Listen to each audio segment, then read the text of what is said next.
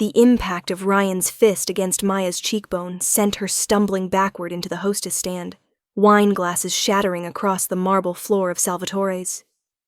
The entire restaurant fell silent.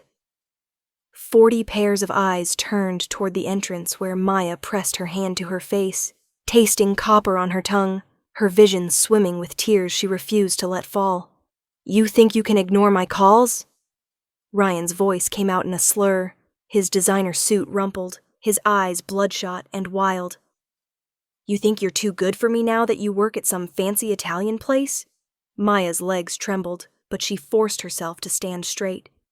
After 6 months of his drinking, his jealousy, his accusations, she'd finally told him it was over 3 days ago.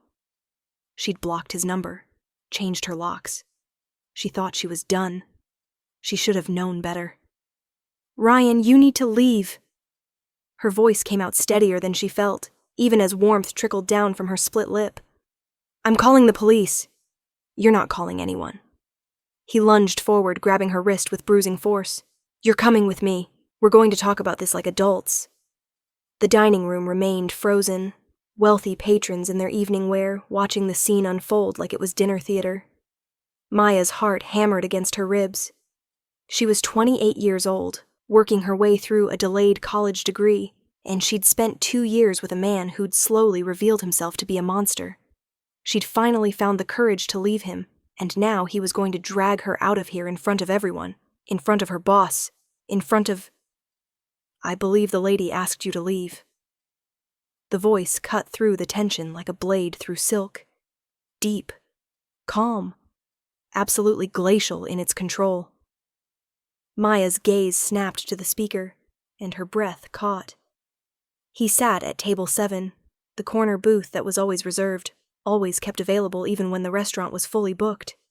She'd wondered about it during her first week, asked the other servers why that prime real estate sat empty most nights. They'd given her nervous looks and told her never to seat anyone there unless Giovanni himself approved it. Giovanni Salvatore, owner of the restaurant, owner of half the commercial real estate in the city, if rumors were to be believed. Owner of considerably more than that, if the whispers in the kitchen held any truth. He rose from his seat with fluid grace, setting down his wineglass with deliberate care. He was tall, maybe 6'2", with broad shoulders that filled out his charcoal suit like it had been tailored by angels. His dark hair was touched with silver at the temples, his jaw sharp enough to cut glass. But it was his eyes that made Maya's stomach flip, dark and intense, and currently fixed on Ryan with the kind of focus a predator gives prey. "This doesn't concern you, old man." Ryan's grip on Maya's wrist tightened. "This is between me and my girlfriend." "Ex-girlfriend," Maya managed, wincing at the pressure on her wrist. "We broke up." "We'll see about that." Ryan yanked her toward the door. Giovanni moved so fast Maya almost didn't see it.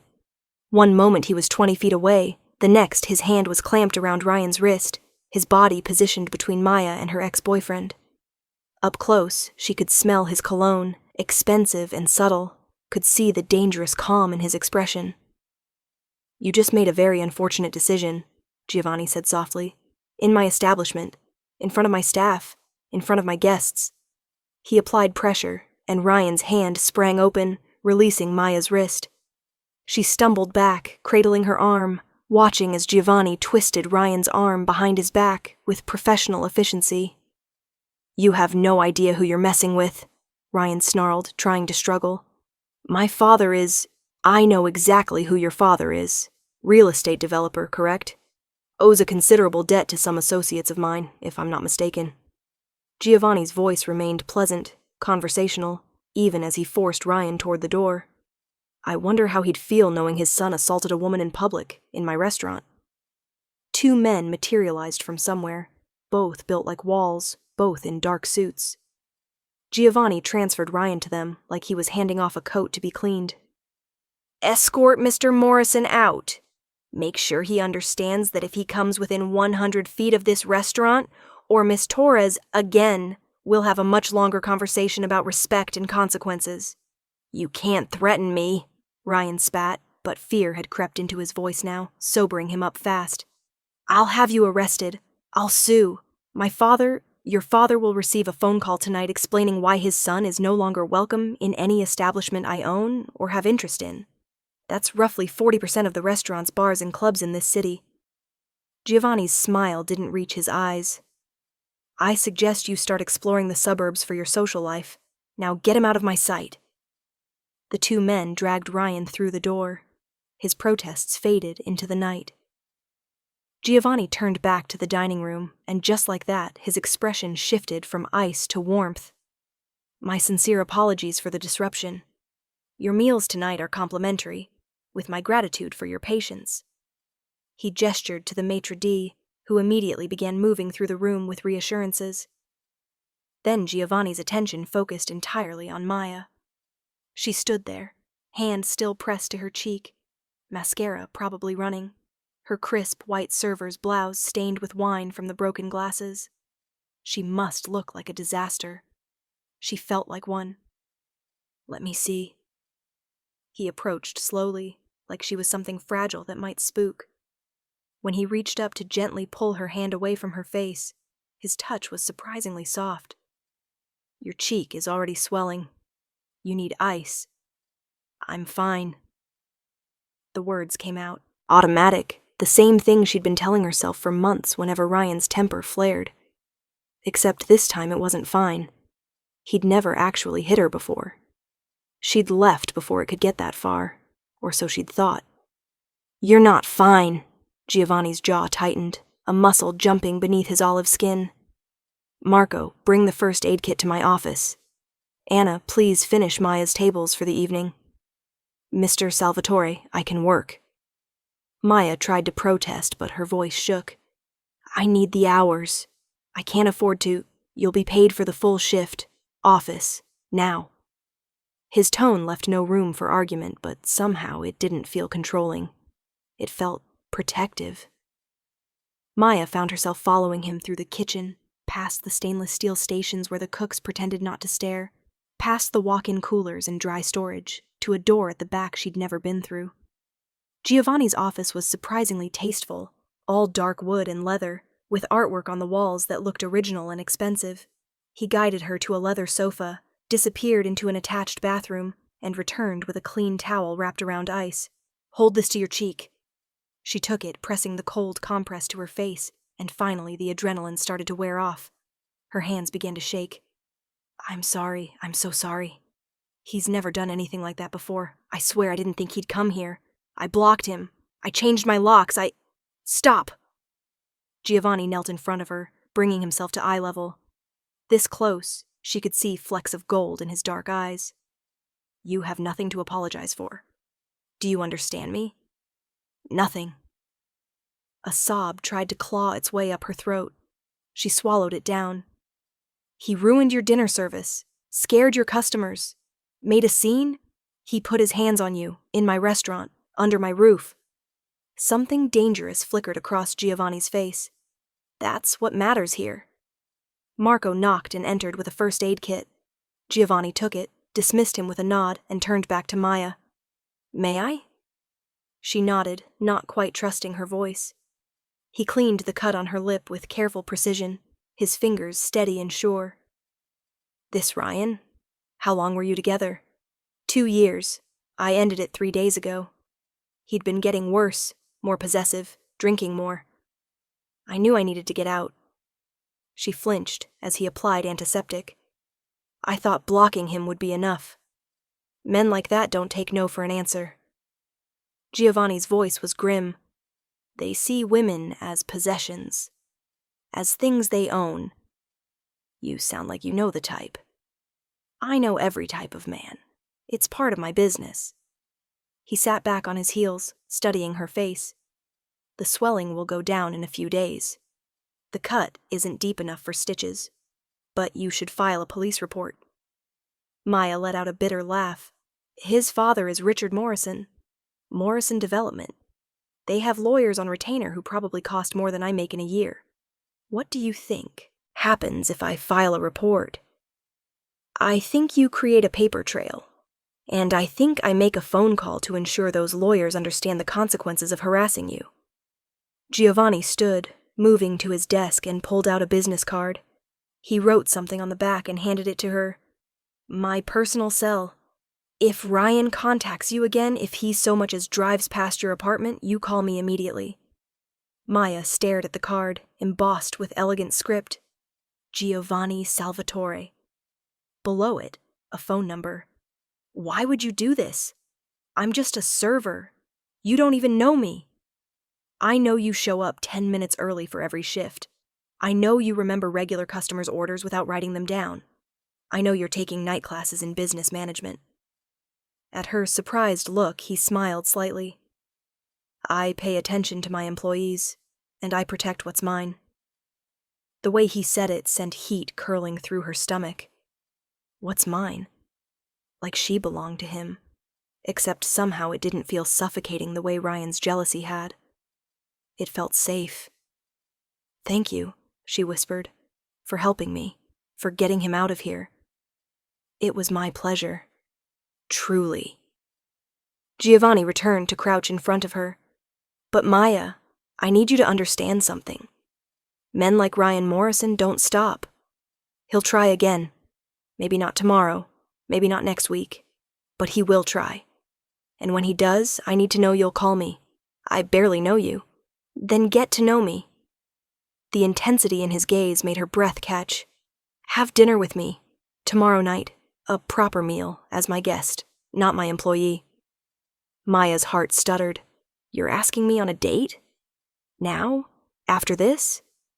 "I'm asking you to let me get to know the woman who's caught my attention for the past 3 months, who handles difficult customers with grace, who's brave enough to leave a bad situation, even when it's hard." He reached up, carefully tucking a strand of hair behind her ear, avoiding her injured cheek. "The woman who deserves to be treated well. Like she matters." Tears burned in Maya's eyes, but this time she let them fall. When was the last time someone had made her feel like she mattered? "I'm a mess right now. My face is swelling up like a balloon. I probably look like I went 3 rounds in a boxing ring." "You look beautiful." Giovanni said it like stating a fact, like commenting on the weather. "You always do. But if you're not ready, I understand. The offer stands whenever you are." Maya found herself nodding before she'd fully made the decision. "Okay. Yes. Dinner. Tomorrow." The smile that crossed Giovanni's face transformed him. 7 o'clock. I'll pick you up. You don't know where I live. I have your employment file." At her raised eyebrow, he had the grace to look slightly abashed. "I told you, I pay attention." He drove her home himself, in a black Mercedes that probably cost more than her annual salary, and walked her to her door despite her protests. When they reached her apartment, he waited until she unlocked it, checked inside to make sure it was empty, and only then did he step back. "Lock it behind me. Don't open it for anyone except me tomorrow night." "This is going to sound crazy," Maya said, lingering in the doorway, "but I feel safer now than I have in months." "Not crazy." Giovanni's expression softened. "I'll make sure you stay safe. I promise you that." After he left, Maya locked the door and slid down it, sitting on the floor of her tiny apartment, holding ice to her face and trying to process what had just happened. Her ex-boyfriend had hit her in public. Her boss, who apparently wasn't just a restaurant owner, but something much more complex and possibly dangerous, had defended her. And now she had a date with him. She should be terrified. Everything about Giovanni Salvatore screamed danger, from the way his staff practically bowed when he walked past to the casual way he'd threatened Ryan to the expensive suits and the reserved table and the whispers about his family business. But all she felt was protected. Her phone buzzed. Unknown number. Her stomach clenched until she opened the message. "It's Giovanni. Just making sure you made it inside safely. Sleep well, Maya." She smiled despite her split lip and typed back, "I did. Thank you. For everything." His response came quickly. "It was my honor. See you tomorrow." Maya fell asleep that night with her phone clutched in her hand, and for the first time in 2 years, she didn't have nightmares about Ryan. The next evening, Giovanni arrived exactly at 7, dressed in a navy suit that made him look like he'd stepped out of a fashion magazine. He took one look at her bruised cheek and his jaw tightened, but all he said was, "You look stunning." Maya had chosen a simple black dress, nothing fancy, but the way his eyes darkened when he saw her made her feel like royalty. "Where are we going?" "You'll see." He drove them to the waterfront, to a section of the harbor Maya didn't recognize, and parked outside a building that looked industrial from the outside.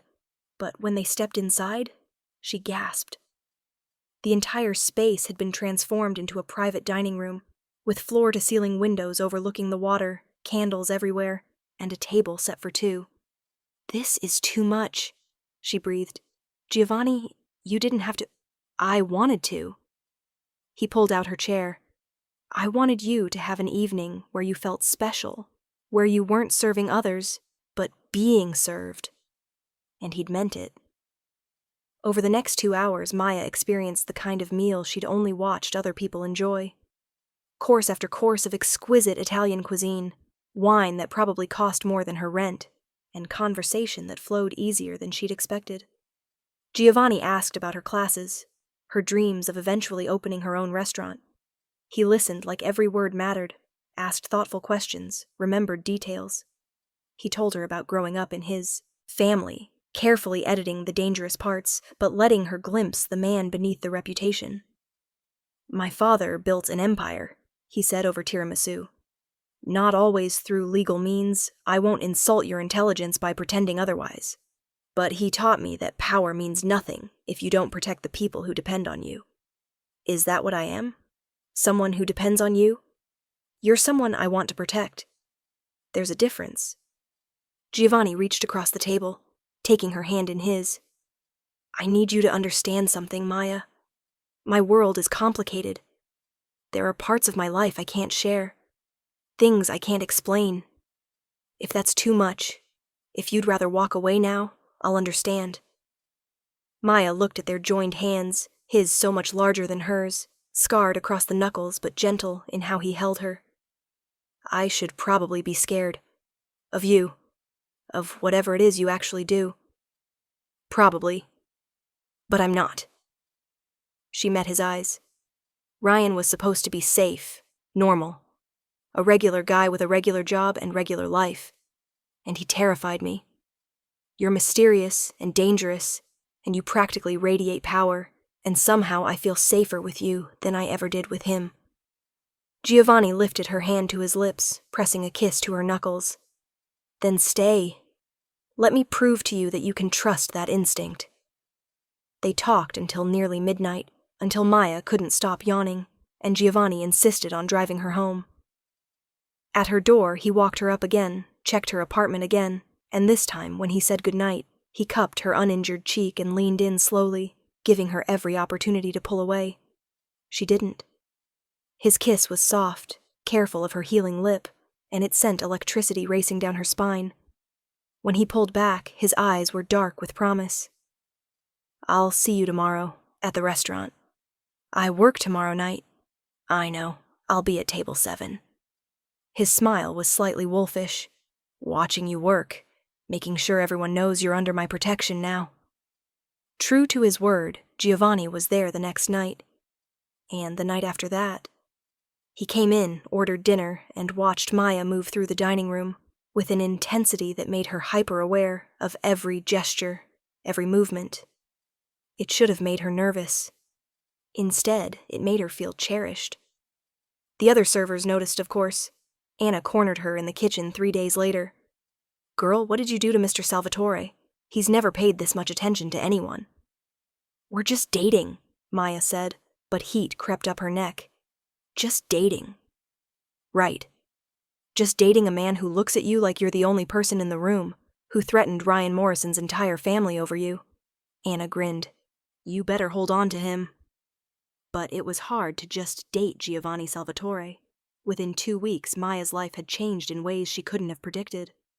Ryan had disappeared completely, though she'd heard through the grapevine that his father had sent him to rehab in another state. Her classes somehow got easier to afford when an anonymous scholarship appeared. Her car, which had been held together by prayer and duct tape, got mysteriously fixed overnight. When she confronted Giovanni about it, he simply shrugged. I take care of what's mine." "I'm not yours," she protested, but her heart wasn't in it. "Aren't you?" He pulled her close, there in his office after her shift, and kissed her until she forgot why she'd been arguing. "Because it feels like you're mine. It feels like I'm yours. Or am I wrong?" She wasn't wrong. She was falling for him. Hard and fast and completely. It should have scared her. Instead, it felt like coming home. A month after the night Ryan hit her, Maya arrived at work to find Giovanni waiting outside the restaurant, leaning against his Mercedes with a dozen roses. "We're not going in tonight. I have a shift. You have the night off. I cleared it with the manager." At her look, he grinned. "I am the manager. Get in the car, beautiful." He drove them to his home, a sprawling estate outside the city that took her breath away. Inside was even more impressive, all modern lines and expensive art. But Giovanni led her past all of it, to a terrace overlooking a manicured garden. "I wanted to bring you here," he said, pulling her to stand at the railing beside him. "To my home, to show you this part of my life. It's beautiful. It's lonely." He turned to face her, taking both her hands. "I built all of this, worked for years to have power and influence and security. And then you walked into my restaurant with determination in your eyes and hope in your smile, and I realized none of it meant anything." Maya's heart hammered. "Giovanni." "I know it's fast. I know we've only known each other a month. But Maya, in my world, you learn to recognize what matters. You learn that when something is right, you don't wait. You claim it before someone else does. Before life takes it away." He reached into his pocket and pulled out a small velvet box. Maya stopped breathing. "I'm not asking you to marry me. Not yet. But I am asking you to be mine. Officially. Completely." He opened the box, revealing a stunning ring. Not an engagement ring, but a promise. A ruby surrounded by diamonds, set in platinum. "Wear this. Let everyone know you're protected, that you're claimed, that anyone who touches you answers to me." Tears streamed down Maya's face. "This is insane. We barely know each other. This is the kind of thing that happens in movies, not real life." "Then let's make it real life." Giovanni's voice was rough with emotion. "I've never felt like this about anyone. Never wanted to protect someone the way I want to protect you. Never wanted to give someone everything the way I want to give you the world." He took the ring from the box, holding it up. "Say yes, Maya. Say you'll be mine." She thought about Ryan, who had made her feel small and scared. She thought about the past 2 years of walking on eggshells, of making herself smaller, of losing pieces of herself to keep the peace. And then she thought about Giovanni, who made her feel powerful and protected and cherished, who looked at her like she was precious, who had defended her without hesitation and had spent every day since proving he meant it. Yes. The word came out strong, sure. "Yes, I'll be yours." Giovanni slid the ring onto her finger, then pulled her into a kiss that made her toes curl. When they finally broke apart, he was smiling like she'd given him the world. "There's something else you should know," he said, leading her inside to a living room with floor-to-ceiling windows. "I need you to understand what being mine means, what being with me means." He told her then, truly told her, about his family's business. The legitimate side and the less legitimate side. The protection they offered, the debts they collected, the way they operated in the shadows of the city's power structure. He laid it all out, giving her every chance to walk away. Maya listened, her hand in his, the ruby ring heavy on her finger. When he finished, she took a breath. "I'm not naive enough to think you're just a restaurant owner. I've seen the way people look at you, the way they defer to you. I've heard the whispers." She squeezed his hand. "But I've also seen how you treat your staff, how you protect them, how you protected me when no one else did. Whatever else you are, you're a good man where it counts. I'm not sure I'm a good man at all." Giovanni's voice was rough. "But I swear to you, I will be good to you. I will protect you. I will never let anyone hurt you the way Ryan did." "I know." And she did. She trusted him in a way she'd never trusted anyone. They spent that night talking, planning, dreaming. Giovanni wanted to expand his restaurant business, go fully legitimate. Maya shared her dream of culinary school, of maybe partnering with him someday. They talked until dawn, and somewhere in those hours, Maya realized she'd fallen completely in love. 3 months later, Giovanni proposed for real. Down on one knee in his restaurant, in front of all the staff and regular customers, with a diamond ring that sparkled like starlight. Maya said yes before he even finished asking, and the entire dining room erupted in applause. They married 6 months after the night Ryan had hit her. It was a small ceremony, just close friends and family, at a chapel overlooking the water. Maya wore a simple white dress and carried roses.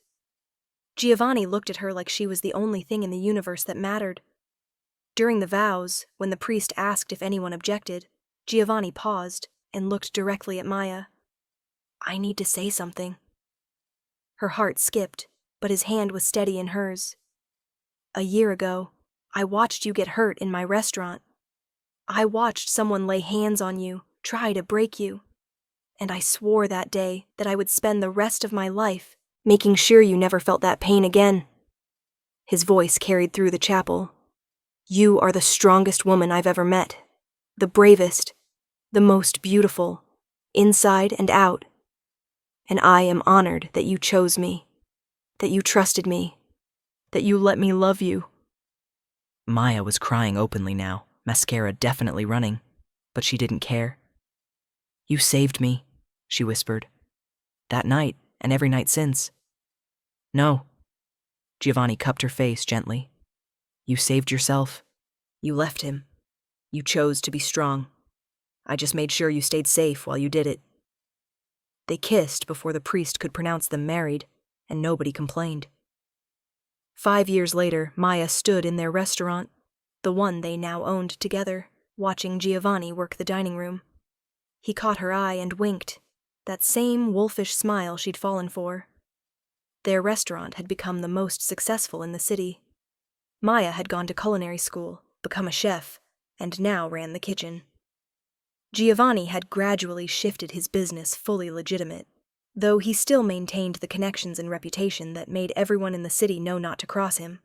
And Ryan Morrison? He'd eventually gotten sober, sent Maya a letter apologizing for everything.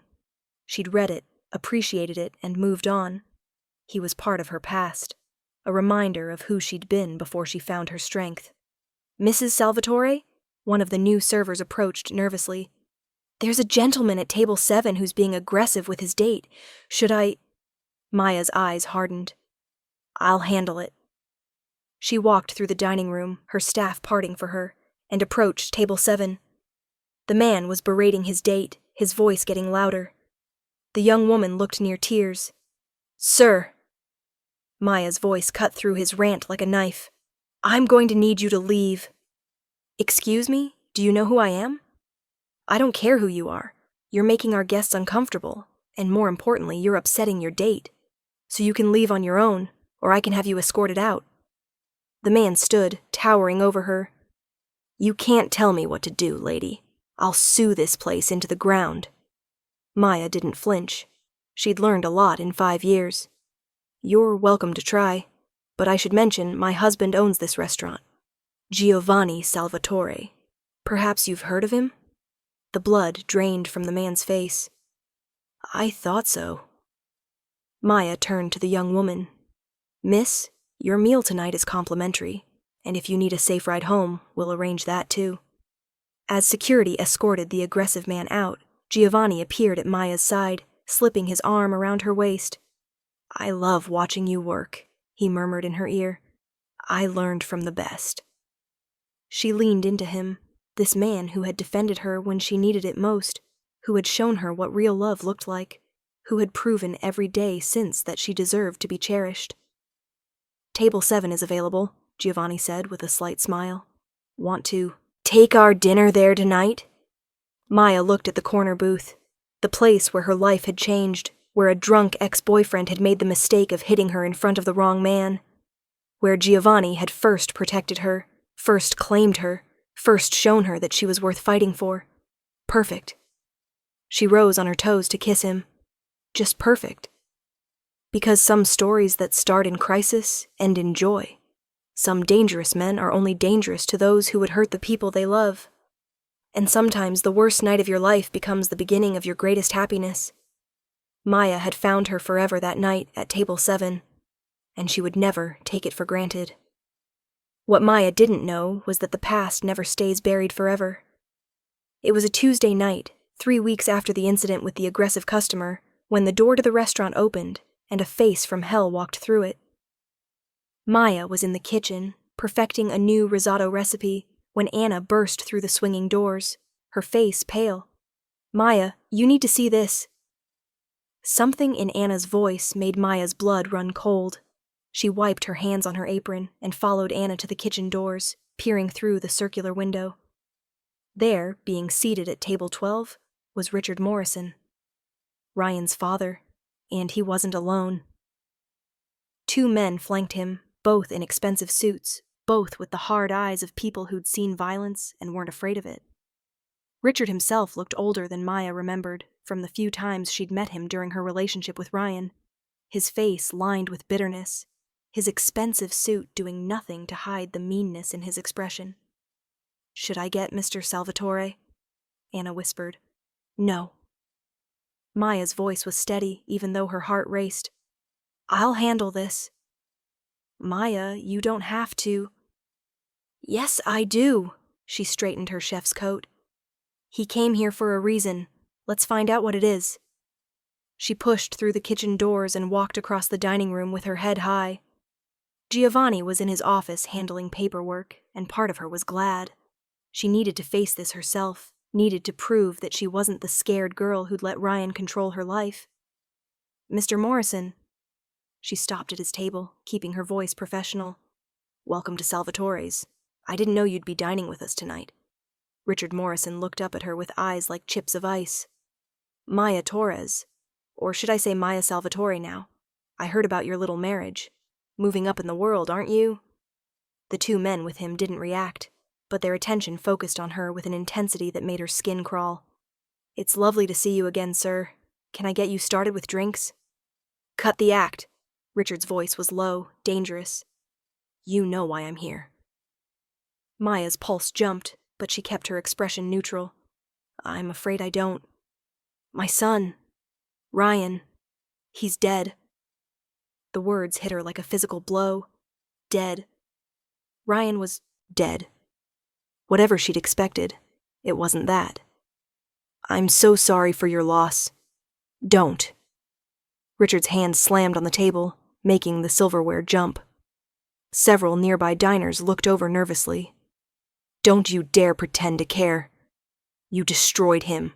You humiliated him. You sicked your mobster husband on him, had him threatened, sent away, and he couldn't handle it. 3 months ago, he wrapped his car around a tree going 90 miles an hour. Maya felt like she couldn't breathe. Ryan was dead. He'd gotten sober, written that apology, and then he'd died. "Mr. Morrison, I'm truly sorry, but Ryan's problems started long before I left him. He needed help. He needed you." Richard stood, and the 2 men stood with him, forming a wall of muscle and threat. "But you threw him away like garbage.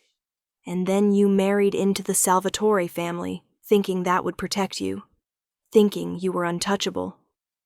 "Sir, I'm going to have to ask you to lower your voice. You're disturbing the other guests." "I don't give a damn about the other guests." Richard stepped closer, close enough that Maya could smell alcohol on his breath. He was drunk, she realized, just like his son used to get. "I want you to know something, Maya. Your husband might have power in this city. He might have connections and money and all the trappings of his little criminal empire. But I have something more important. I have rage. I have nothing left to lose. And I'm going to make you pay for what you did to my boy." The threat hung in the air like poison. Maya's hands clenched at her sides, but she met his gaze without flinching. "Ryan made his own choices. I'm sorry he couldn't get better. I'm sorry you lost your son. but threatening me won't bring him back. Maybe not. Richard's smile was cruel. But watching you lose everything you love? That might ease the pain. Is there a problem here? Giovanni's voice cut through the tension like thunder before a storm. He'd appeared from nowhere, suddenly just there, standing slightly behind Maya, his presence filling the space. And he wasn't alone. Marco and 3 other men, all built like they could break bones with their bare hands, flanked him. Richard's eyes narrowed. Giovanni Salvatore. Finally. I was wondering when you'd show your face. This is my restaurant. I'm here every night. Giovanni moved to stand beside Maya, his hand finding the small of her back in a gesture that was both protective and possessive. The question is, why are you here? In my establishment, threatening my wife. Your wife ruined my son. Your son was an alcoholic who put his hands on a woman. Multiple women, from what I understand. He needed professional help, not a girlfriend to abuse. Giovanni's voice was glacial. I'm sorry for your loss, Mr. Morrison. Truly. No parent should bury their child. But if you think you can come into my restaurant and threaten Maya, you're more foolish than I thought. I'm not afraid of you, Salvatore. Then you're an idiot.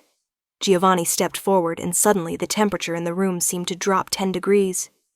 But you're also a grieving father, so I'm going to give you one chance to walk out of here with your dignity intact. Leave now. Don't contact Maya again. Don't come near this restaurant, and we'll forget this conversation ever happened. And if I don't, then we'll have a different kind of conversation. The kind that happens in places without witnesses. The kind your son got a taste of before we sent him away to get clean. Giovanni's smile didn't reach his eyes. You see, I looked into Ryan after what he did to Maya. Found some interesting things. Assault charges that mysteriously disappeared. A girl in college who ended up with a broken jaw. 3 DUIs that got reduced to reckless driving. Your money and lawyers protected him his whole life, let him think he was untouchable. But he touched my wife, and that's where your protection ended. Richard's face had gone purple with rage. You're admitting you drove him to suicide. I'm saying your son couldn't handle facing consequences for his actions. That's not on me. That's on you, for raising him to think he could hurt people without repercussions. For a moment, Maya thought Richard was going to take a swing at Giovanni. His fists clenched, his whole body tensing. The 2 men with him shifted, hands moving toward their jackets. Marco and the other men moved instantly, surrounding the trio, hands visible and empty, but ready. The entire restaurant had gone silent, diners frozen with forks halfway to their mouths. This isn't over, Richard hissed. You think your reputation protects you? You think your connections make you invincible? I have lawyers. I have investigators. I have resources you can't imagine. And I'm going to tear apart everything you've built, piece by piece, starting with this restaurant. You're welcome to try. Giovanni's voice remained calm, almost bored. But I should warn you, Mr. Morrison. I've been in this business a long time. I've survived wars you can't imagine. Faced down men who make you look like a child throwing a tantrum. You're angry. You're hurting. But you're also making threats against my family, and that's a line you don't want to cross. We'll see about that. Richard shook off his companion's hands and headed for the door, but at the threshold he turned back. His gaze locked on Maya. I'll see you soon, Mrs. Salvatore. Real soon. Then he was gone, and the restaurant seemed to collectively exhale. Giovanni immediately turned to Maya, his hands on her shoulders, his eyes searching her face. Are you all right? She nodded, but her throat felt tight. Ryan's dead. He killed himself. I know. Giovanni's voice was soft. I got word 3 months ago. I didn't tell you because I didn't want to bring that darkness back into your life. I'm sorry you had to find out this way. You knew? Maya stared at him. You knew, and you didn't tell me? Would it have changed anything? Would it have made your life better to know? He cupped her face gently. You'd moved on. You were happy. Ryan was part of your past. I didn't want to make him part of your present." Maya wanted to be angry, but she couldn't find the energy. Giovanni had been protecting her, the way he always did. His father thinks I killed him. His father is looking for someone to blame because he can't admit his own failures. Giovanni pulled her close, holding her against his chest. Around them, Marco quietly dismissed the other men and began reassuring the nervous diners. Richard Morrison is dangerous because he has nothing to lose, but that also makes him sloppy. We'll handle this. How? By being smarter than him, by being prepared. Giovanni pulled back, his jaw set. Marco, close the restaurant for tonight. Send everyone home with pay. I want security doubled on this building and on our home. And get me everything you can find on Richard Morrison's business dealings, his associates, his vulnerabilities. On it, boss. Giovanni led Maya to his office, sat her down on the leather couch, and poured her a glass of wine with steady hands. But she could see the tension in his shoulders, the way his jaw clenched. "You're worried," she said. "I'm cautious. There's a difference." He sat beside her, taking her hand. "Richard Morrison isn't connected. Not the way I am. But he has legitimate power. Lawyers, politicians in his pocket. The kind of resources that can make life difficult through legal channels. And a man with nothing to lose is unpredictable. So what do? We prepare for war." Giovanni's eyes were hard. "And we make sure he understands that threatening you was the biggest mistake of his life." Over the next week, Maya watched Giovanni transform into someone she'd only glimpsed before. The charming restaurant owner disappeared, replaced by the man who'd built an empire in the shadows.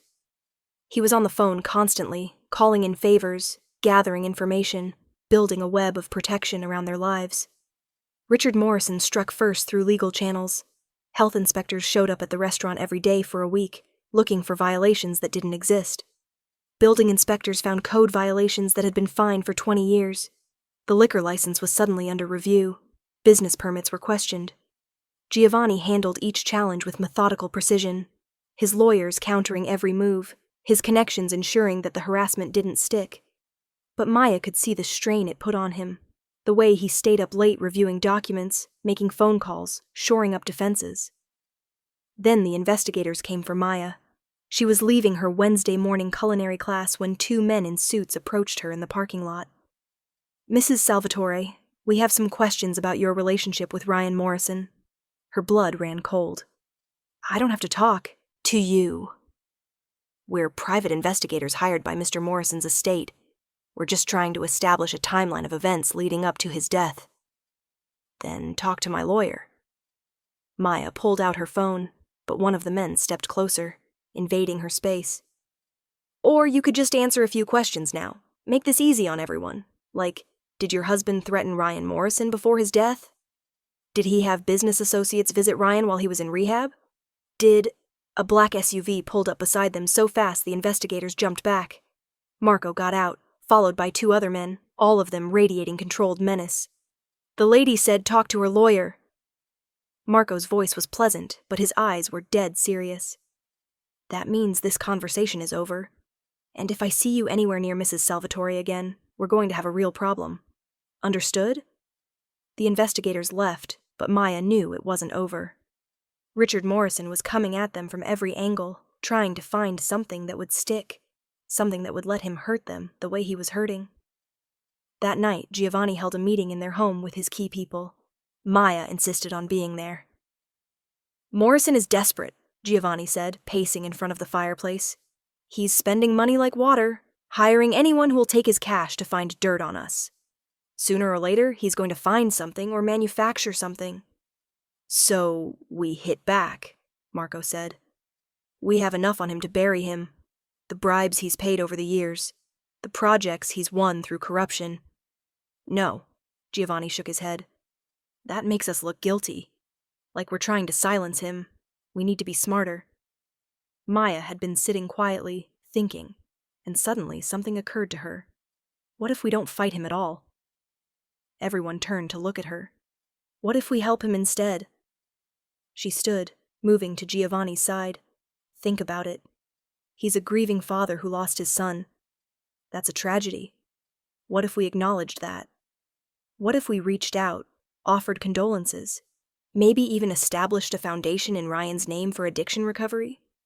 Giovanni stared at her. You want to make peace with the man who threatened you? I want to take away his ammunition. Maya's voice was steady. Right now, he has a narrative. Evil mobster corrupted his innocent son, drove him to suicide, and now the mobster's wife lives in luxury while his son is dead. It's a story people will believe because it fits their prejudices. So we change the narrative, Giovanni said slowly, understanding dawning in his eyes. Exactly. We show compassion. We publicly acknowledge Ryan's struggles with addiction. We talk about how addiction destroys families. We position ourselves as people who understand loss and want to prevent other families from going through the same thing. Maya looked around the room. It's harder to villainize people who are trying to help. Marco looked skeptical. Morrison won't accept help. From us. Probably not. But everyone else will see that we tried. That we extended a hand and he slapped it away. And that changes how people view the conflict. Giovanni pulled Maya close, kissing her forehead. You're brilliant. Absolutely brilliant. They launched the Ryan Morrison Foundation for Addiction Recovery 2 weeks later, with a substantial donation and a public statement from Maya about her relationship with Ryan, acknowledging his struggles and expressing hope that no other family would have to suffer such a loss. The press ate it up. Suddenly Maya and Giovanni weren't the villains. They were compassionate people trying to turn tragedy into something positive. Richard Morrison's response was to appear on a local news program, ranting about how the Salvatores were trying to buy their way out of guilt. But he came across as bitter and obsessed, while Giovanni and Maya appeared on a morning show the next day, calm and sympathetic, talking about the importance of mental health resources. Public opinion shifted dramatically. The health inspectors stopped coming. The permit challenges dried up. The investigators disappeared. Without public support for his vendetta, Richard Morrison's legal harassment lost its teeth. But Maya knew it wasn't over. Men like Richard didn't give up just because they'd lost the PR battle. She was right. 2 months after the foundation launch, Maya was closing up the restaurant late one night. Giovanni had been called away to handle an issue at one of his other properties, and she'd insisted she was fine to lock up. Marco was supposed to be waiting outside, but when she stepped into the parking lot, she saw his SUV was empty. Her instincts screamed danger, but before she could turn back, Richard Morrison stepped out of the shadows. He was alone this time. No bodyguards, no investigators. Just a broken man with a gun in his shaking hand. You think you're so smart, he slurred, and Maya smelled the whiskey from 10 feet away, turning everyone against me, making me look like the villain. But I know what you are. I know what your husband is. And I'm going to make sure everyone knows the truth. Maya's heart hammered, but she forced her voice to stay calm. Mr. Morrison, you don't want to do this. Yes, I do. The gun wavered, but he kept it pointed at her. My boy is dead because of you. Dead. And you get to live happily ever after? That's not justice. Ryan is dead because he was sick, because he needed help he didn't get soon enough. That's not my fault. It's not your fault. It's just a tragedy. Maya took a slow step back toward the restaurant. Killing me won't bring him back. It'll just destroy your life, too. My life is already destroyed. Tears streamed down Richard's face. He was my son, my only son, and I failed him. I protected him from consequences when I should have gotten him help. I enabled his drinking because I didn't want to admit he had a problem. I let him become a monster, and then he died, hating himself. That's on me. But you're the one who triggered it all. You're the one who left him. I left him to save myself. He hit me, Mr. Morrison. He hurt me. Was I supposed to stay and let him keep doing it? He was getting better. The rehab was working. And then he got out, and he couldn't handle the shame. Couldn't handle knowing everyone knew what he'd done. He called me the night before he died. Said he didn't deserve to live. And I told him to stop being dramatic. Richard's voice broke. I told my son to stop being dramatic, and 12 hours later he was dead. The gun lowered slightly, and Maya saw her chance. That must have been unbearable, to lose him and to feel like you could have prevented it. But hurting me won't ease that pain. It'll just add to it. Maybe. But at least you'll hurt the way I'm hurting. Richard put the gun down. Giovanni's voice came from behind Morrison, calm and commanding. Maya's eyes flicked past Richard to see her husband standing 20 feet away, his own weapon drawn and aimed with steady hands. Marco and 2 other men flanked him, all armed, all ready. Richard spun, swinging the gun toward Giovanni, and everything happened at once. Maya lunged forward, shoving Richard's arm up just as the gun fired. The shot went wild, shattering a window on the restaurant's 2nd floor. Giovanni was on Richard in an instant, disarming him with brutal efficiency while Marco moved to secure Maya. The gun clattered to the pavement. Richard crumpled, sobbing, all the fight gone out of him. "Just kill me," he begged. "Please, just end it. I can't do this anymore." Giovanni stood over him, weapons still drawn, his face carved from stone. For a long moment, no one moved. Then Giovanni lowered his gun and nodded to Marco. "Call an ambulance and the police. Tell them we have a suicidal individual who needs immediate psychiatric intervention." "Boss, he just tried to kill your wife. And he's a broken man who needs help, not a bullet."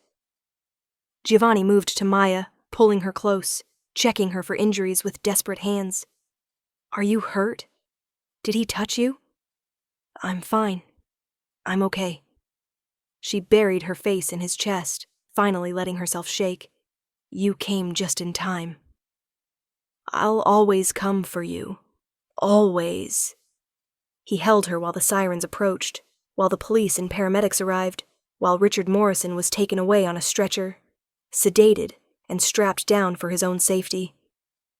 Later, much later, after the statements had been given and the police had left and they were finally alone in their home, Giovanni sat Maya down and took both her hands. "I need to tell you something. When I got the call that Morrison was at the restaurant, that Marco had been drugged and you were alone, I realized something." His voice was rough with emotion. "I've spent years building power, creating a reputation, making sure people feared me enough not to cross me. But none of that mattered. Tonight, all that mattered was getting to you in time. You did get to me in time. Barely. And I can't live like this anymore. Always waiting for the next threat. The next person who wants revenge for something I did years ago. The next Richard Morrison, who thinks they can hurt me by hurting you." He squeezed her hands.